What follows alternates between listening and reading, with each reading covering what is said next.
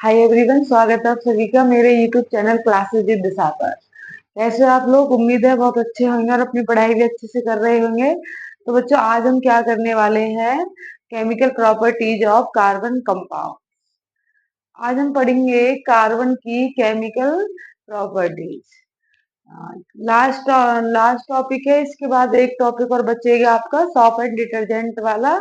तो ये दो टॉपिक और बचते हैं इसके अंदर, chemical properties and shop and detergent. ये टॉपिक आपका बचने वाला है सिर्फ। उसके बाद मैं आपको कराऊंगी एनसीईआरटी क्वेश्चन आंसर। तो इस चैप्टर के सभी ने कंप्लीट नोट्स बनाए होंगे और उनको अच्छे से याद भी करना है आपको। तो आप चैनल पर आ गए हो तो प्लीज चैनल को सब्सक्राइब कर देना और लाइक करो। तो आज हमारा जो टॉपिक है वो है chemical properties of carbon compounds. तो इसके अंदर 4 से 5 प्रॉपर्टीज मैं आपको कराऊंगी। First is combustion, oxidation, addition, substitution reaction. उसके बाद हमें कुछ स्पेशली कंपाउंड पढ़ने हैं जैसे इथेनॉल, इथेनोइक एसिड। तो सबसे पहला टॉपिक है मेरा कंबंशन। कंबंशन का मतलब क्या होता है? जलना किसी चीज का। अब जलने के बाद उसमें से कार्बन डाइऑक्साइड गैस निकल सकती है, वाटर वेपर्स निकल सकते हैं, कुछ फ्लेम निकलती हैं। तो वो पूरा इसके अंदर हम पढ़ने वाले हैं। यहाँ से भी पेपर में क्वेश्चन पूछी जाती है ये रिएक्शन। तो फर्स्ट है मेरा कंबंशन। आज हमारा जो टॉपिक है वो है chemical properties of carbon compound. तो फर्स्ट है कंबंशन। अब कंबंशन का मीन्स होता है आप किसी कार्बन को जला रहे हो, और जलाते हैं तो किसकी प्रेजेंस में जलाते हैं? ऑक्सीजन की प्रेजेंस में। और जलने के बाद कोई भी कार्बन जलेगा तो हीट प्रोड्यूस होती है, carbon dioxide and water vapours. तो वो चीज हम करने वाले हैं इसमें। तो फर्स्ट है मेरा the combustion means. The combustion means ये ओ है। The combustion means complete oxidation of any substance. ध्यान से समझना है। कंबंशन आप जब भी बोल सकते हो जब आपका जो क्या है, कंबंशन कंप्लीट हो रहा हो किसी भी सब्सटेंस में, मीन्स वो कंप्लीट जल रहा हो। All the hydrocarbons, all the hydrocarbon जितने भी हमने पढ़े हैं, 6, 7 पढ़े हैं ना, वो सभी combined with oxygen to reproduce carbon dioxide and water. जो भी आपके हाइड्रोकार्बन्स जलते हैं, हाइड्रोकार्बन्स जैसे CH4, C2H6, C3H8, C4H10, C5H12, C6H14। It mean जो तुमने आपने ये सीरीज वाले, ये सभी क्या हाइड्रोकार्बन्स। और जब ये जलते हैं तो ये कंप्लीट ही जलते हैं। और किसके साथ जलते हैं ये? In presence of oxygen. Oxygen के साथ ये जलते हैं। तो इसमें होता क्या है? Oxygen to reproduce carbon dioxide. Carbon dioxide means CO2 and water. Water means H2O।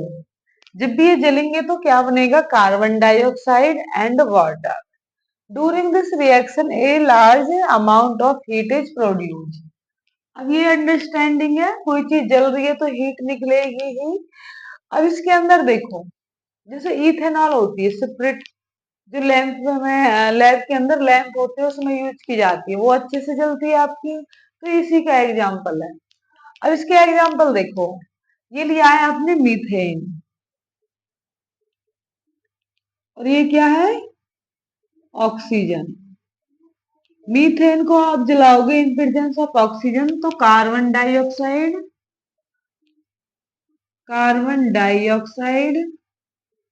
And water. ये चीज हम पहले ही पढ़ चुके हैं कि मीथेन जब भी जलेगा, मीथेन एक गैस होती है, बायोगैस होती है ये। तो क्या मिलेगा? Carbon dioxide, water vapours and heat. Second आपने क्या लिया? इथेनॉल। इथेनॉल होता है जिसको आप स्प्रिट भी बोलते हो, इसको जलाएंगे, ये ऑक्सीजन है, तो सेम बनेगा कार्बन डाइऑक्साइड एंड वाटर। ये चीजें ही आपको इधर लिखनी है। थर्ड आपने क्या लिया है, मीथेनॉल। मीथेनॉल आपने लिया है, ये ऑक्सीजन है, तो क्या बनेगा, carbon dioxide and water plus heat. ये भाई जो 2 है, 3 है, 2 है, 4 है, ये बैलेंसिंग के लिए मैंने लगाए हैं। आप जब इनको करोगे, याद करोगे, तो आपको देखना है कि बैलेंसिंग कहाँ होगी। तो ये है कंबंशन रिएक्शन। अब इसके अंदर कुछ इंपॉर्टेंट पॉइंट होते हैं जो आपसे एमसीक्यू क्वेश्चन में, असर्शन रीजन में, फिर इन द ब्लैंक्स में चीजें पूछी जा सकती हैं। इसके बाद में आपको वो पॉइंट करानी।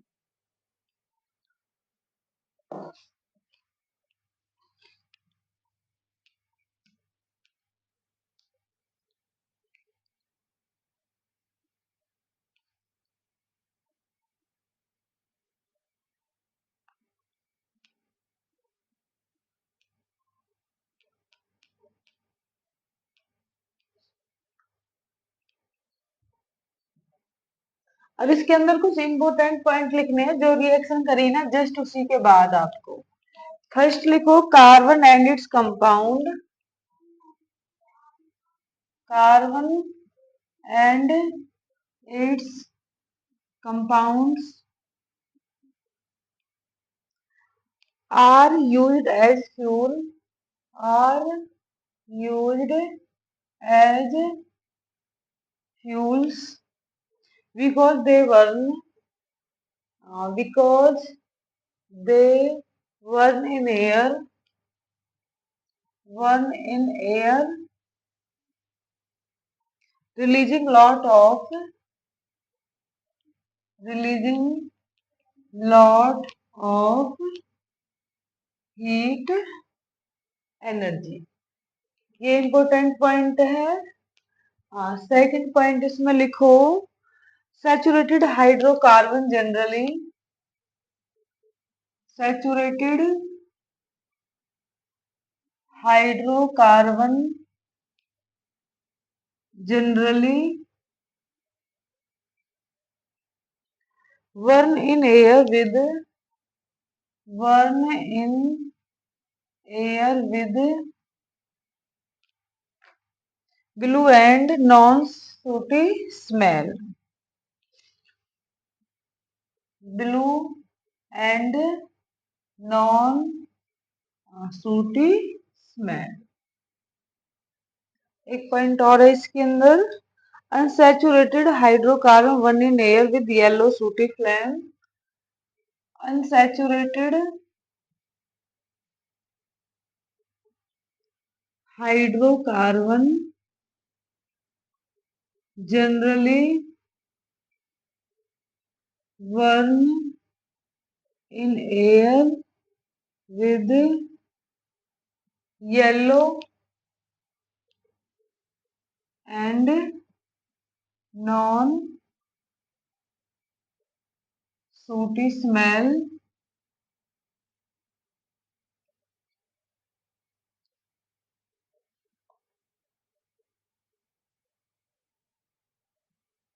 because percentage of carbon is higher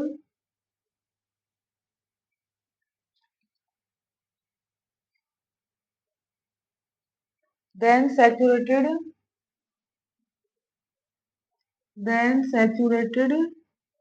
hydrocarbon,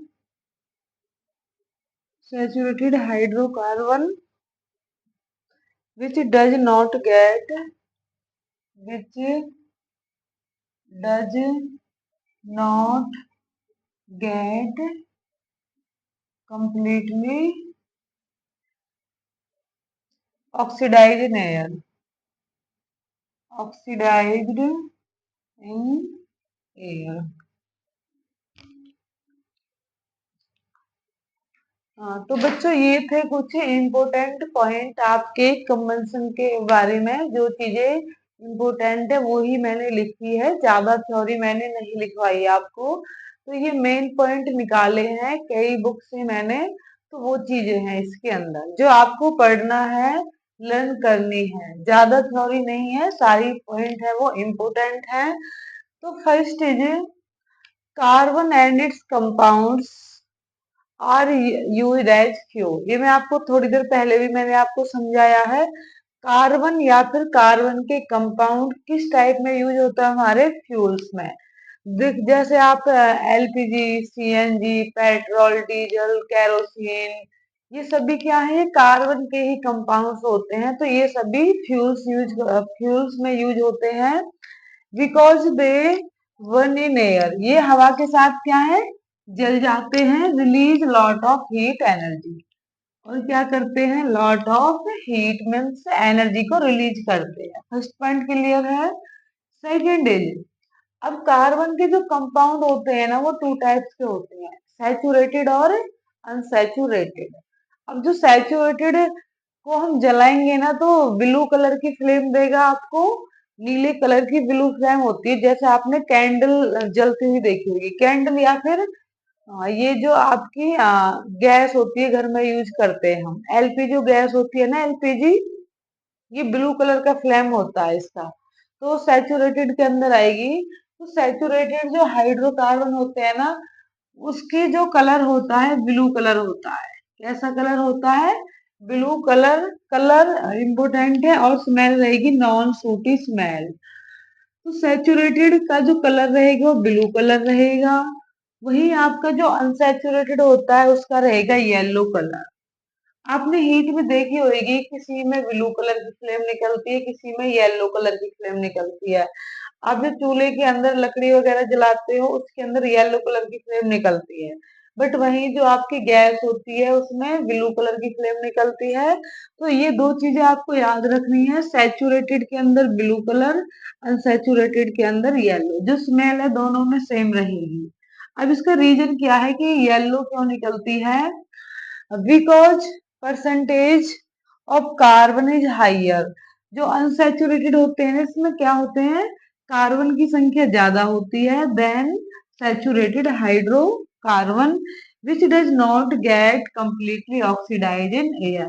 जो सैचुरेटेड होते हैं ना वो कंप्लीटली जल नहीं पाते हैं। अब जो चीज कंप्लीटली जल नहीं पाएगी तो ब्लू कलर को रिलीज करेगी, मीन्स ब्लू कलर की दिखाई देती है। तो ये पॉइंट था। अब नेक्स्ट हम करते हैं ऑक्सीडेशन। फर्स्ट पॉइंट इसका कंबंशन है, सेकंड इज ऑक्सीडेशन।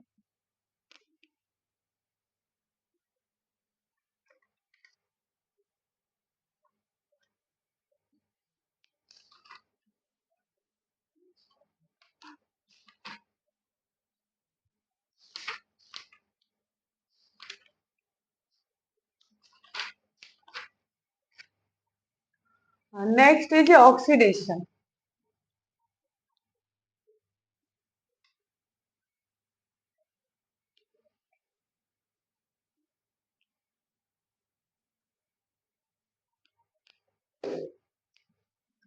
सेकंड है इसका ऑक्सीडेशन। इसमें मैं थोड़ा सा लिख देती हूँ पहले।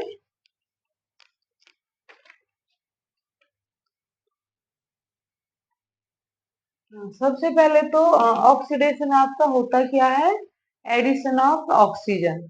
आप किसी भी फ्यूल के अंदर ऑक्सीजन को ऐड करते हो तो वो ऑक्सीडेशन होता है। तो इसके अंदर आप लिख लो, लिखो alcohol can be converted can be converted to carboxylic acid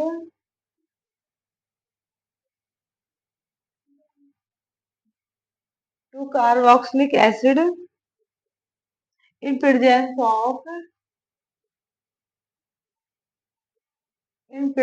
of oxidizing agent oxidizing agent alkaline KMnO4 potassium permanganate।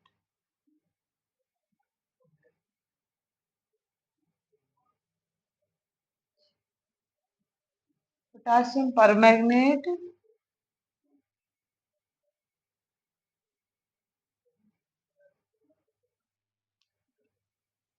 और एसिडिक पोटासियम क्रोमेट।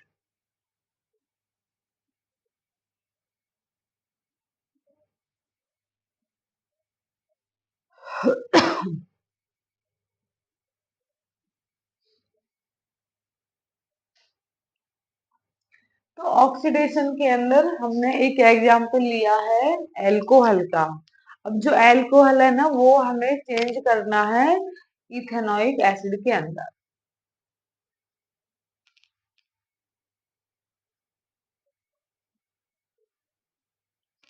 हाँ, तो एल्कोहल लेना है आपको। एल्कोहल होता है CH3OH। सॉरी, इथेनॉल लेना है। तो बच्चों अब हम इसका क्या लेंगे एग्जाम्पल। एल्कोहल के अंदर इथेनॉल में लेती हूँ CH3CH2OH। ये क्या है इथेनॉल। अब इसमें कंडीशन गिवन है एल्कलाइन KMnO4 या फिर एसिडिक पोटासियम क्रोमेट। अब जो पोटासियम क्रोमेट होता है ना ये होता है K2Cr2O7। तो यहाँ लिखो पहले, या तो आप एल्कलाइन एल्कलाइन क्या ले रहे हो KMnO4, या फिर एसिडिक K2Cr2O7। इसकी प्रेजेंस में रिएक्शन आपको करनी है तो इथेनॉल किस में चेंज हो जाएगा इथेनॉइक एसिड में। CH3COH हो गया इथेनॉइक एसिड। नेमिंग कल मैंने सिखा दी थी आपको कि 2 कार्बन है तो इथेन, और कौन सा ग्रुप है ऑक्सिलिक ग्रुप तो उसके लिए ऑइक। तो ये बन गया आपका ऑक्सीडेशन का एग्जाम्पल। ऑक्सीडेशन में आपको ज्यादा नहीं पढ़ना है, एक नंबर में चीजें पूछ भी जाती हैं कि व्हाट इज ऑक्सीडेशन रिएक्शन, या फिर एक क्वेश्चन कंबाइन होके आता है कि ऑक्सीडेशन क्या होता है, combustion, addition reaction, substitution reaction, ये पूछी जाती है। तो इसमें आपको यही करना है कि एल्कोहल का एग्जाम्पल लिया इसके अंदर। यहाँ क्या हुआ है एडिशन ऑफ ऑक्सीजन इसके अंदर करते हैं और ये किसकी प्रेजेंस में होएगा एल्कलाइन KMnO4 या फिर एसिडिक K2Cr2O7। एल्कलाइन में बेसिक इन नेचर होता है आपका। अगर आप बेसिक इन नेचर में करते हो तो ये लेना पड़ेगा आपको, अगर आप एसिडिक इन नेचर में करते हो तो ये लेना पड़ेगा। अब नेक्स्ट है एडिशन रिएक्शन। नाम से पता चल रहा है एडिशन रिएक्शन।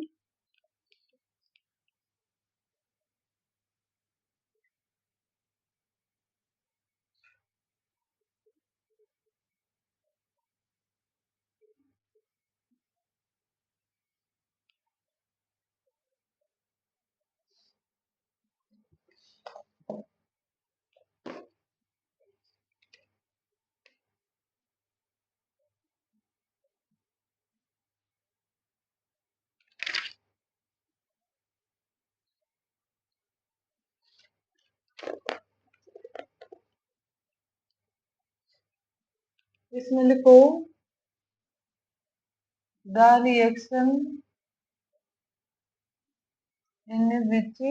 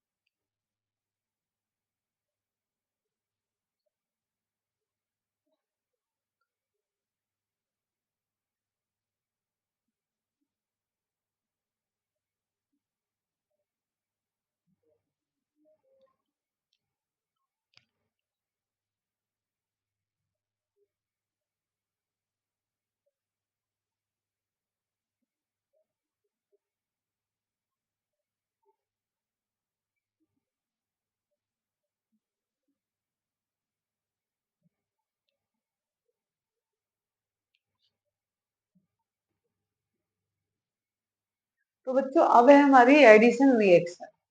एडिशन रिएक्शन क्या होती है? आप इसके अंदर कोई अनसैचुरेटेड हाइड्रोकार्बन लेंगे और उसकी रिएक्शन आप किसी हाइड्रोजन के साथ करा सकते हो, किसी भी हेलोजन ग्रुप के साथ करा सकते हो, और डबल बॉन्ड या ट्रिपल बॉन्ड से आपका एक सिंगल बॉन्ड कंपाउंड बनता है इसके अंदर। तो इसके एग्जाम्पल हम देखते हैं। जैसे मैंने लिया, एक बार इसकी डेफिनेशन देखो। The reaction in which unsaturated hydrocarbon. अब अनसैचुरेटेड आते ही आपके दिमाग में क्या आना चाहिए? Double bond and triple bond, alkene and alkyne combine with any substance, किसी के साथ वो सब कंबाइन होते हैं तो to give single product is called addition reaction. Single product देंगे और सिंगल बॉन्ड भी उनमें प्रेजेंट रहेगा। तो एग्जांपल लिया मैंने, CH2 डबल बॉन्ड CH2, ये इथिन ले लिया। अब इसका H2 के साथ करेंगे और ये हमेशा ना कैटालिस्ट के साथ होती है। जैसे आप निकिल एंड पैलेडियम ले सकते हो, तो क्या बनेगा? ये डबल बॉन्ड से सिंगल बॉन्ड में बनेगा और CH2 से CH3 ऐसे। तो ये बन गया आपका इथेन। ये क्या थी? इथेन। ये हाइड्रोजन की प्रेजेंस में आपने किया तो बन गया इथेन। इथेन क्यों बना? क्योंकि सिंगल बॉन्ड है। Second is CH triple bond CH। इसको भी आपको हाइड्रोजन के साथ करना है, 2 टाइम्स करना है आपको। तो ये बनेगी आपकी निकेल एंड पैलेडियम के साथ करोगे तो CH3 ये चीज बनेगा इसमें इथाइन। ये हाइड्रोजन और ये बन गया इथेन। तो ये 2 एग्जाम्पल्स हो गए इसके। ये इथाइन आपने लिया है, हाइड्रोजन ये कैटालिस्ट की प्रेजेंस में होते हैं। ये क्या होते हैं आपके? कैटालिस्ट। ये इसमें डालना कंपलसरी है ऐसे ही। तो देखो आपने क्या देखा, डबल बॉन्ड या ट्रिपल बॉन्ड से क्या बने? सिंगल बॉन्ड बने। तो यही डेफिनेशन में बताया गया है, अनसैचुरेटेड से क्या बनेंगे आपके? सैचुरेटेड। अब मैं एक रिएक्शन आपको ब्रोमीन के साथ करके दिखा देती हूँ। ये है, जैसे मान लो आपको किसके साथ करनी है? ब्रोमीन के साथ करनी है। तो ये बनेगा CH2 Br इस फॉर्मेट में बनेगा।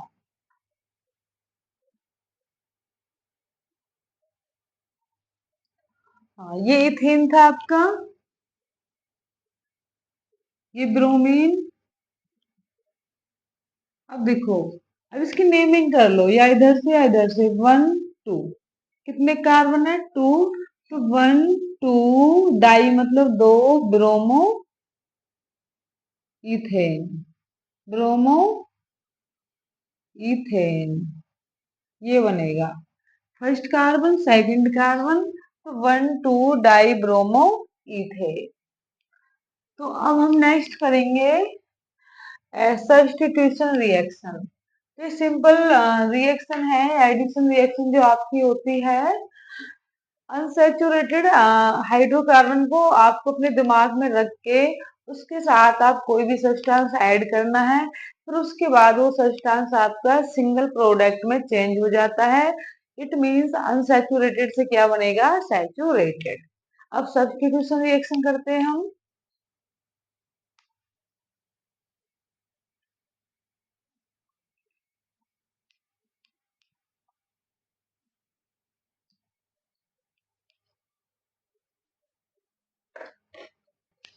तो बच्चों अब ये हो गया, हम नेक्स्ट स्टेप करेंगे, टॉपिक चेंज होएगा हमारा।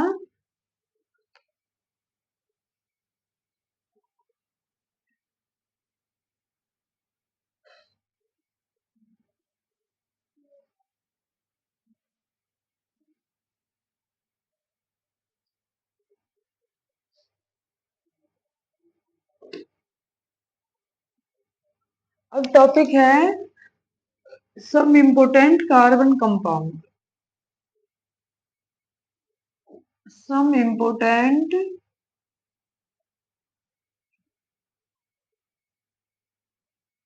कार्बन कंपाउंड जो हम पढ़ने वाले हैं, ethanol and ethanoic acid, ethanoic acid, ये हम पढ़ने वाले हैं। तो फर्स्ट हम पढ़ेंगे इथेनॉल। फर्स्ट हम पढ़ने वाले हैं इथेनॉल। सबसे पहले फॉर्मूला होता है CH3 CH2 OH लिख दो, या फिर C2H5OH। एक ही मतलब होता है इसका। तो कार्बन कितने हैं? 2। हाइड्रोजन है इस वाले पर 3 और इस वाले पर 2 और OH ऐसे, ठीक है ना? ये बन गया।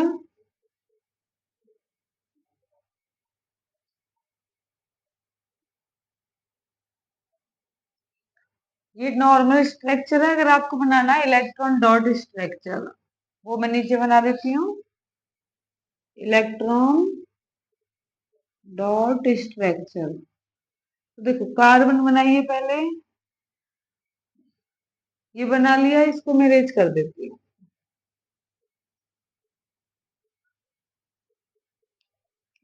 इलेक्ट्रॉन डॉट स्ट्रक्चर,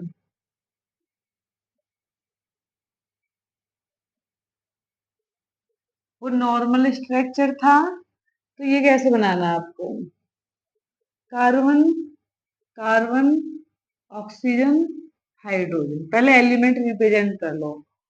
अब इस पर 3, कितने हाइड्रोजन है? 3, एक इधर, एक इधर, एक इधर। इस पे कितने हैं? 2, एक इधर, एक।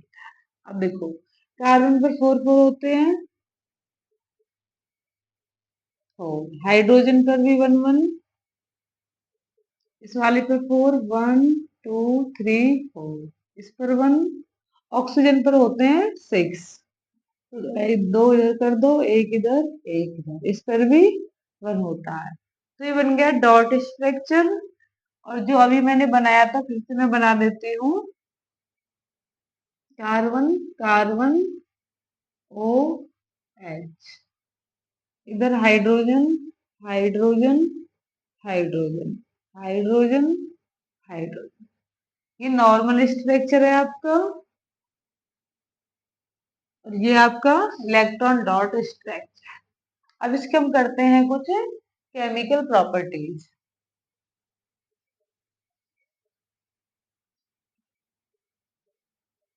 हाँ, पहले इसकी कुछ फिजिकल प्रॉपर्टीज लिखेंगे।